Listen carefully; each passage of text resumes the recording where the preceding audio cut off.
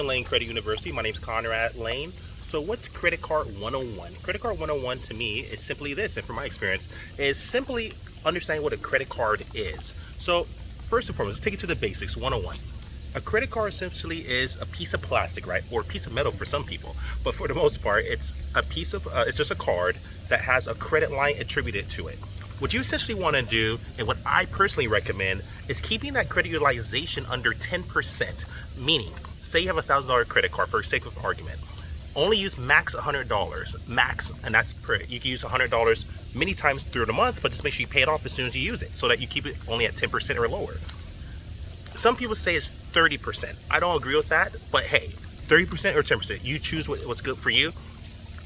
That's all it pretty much means. As long as you pay your bill on time, and you pay back whatever you took from the card, and you keep your credit utilization below 30% or max 30%, but I prefer to say under 10%, you will build credit. That's the function of a credit card. It's meant to be used as a tool. It's meant to show how responsible you are and basically give you a report card at the end of the month. The report card is your teachers are Experian, Equifax, and TransUnion, and your credit score is your report card.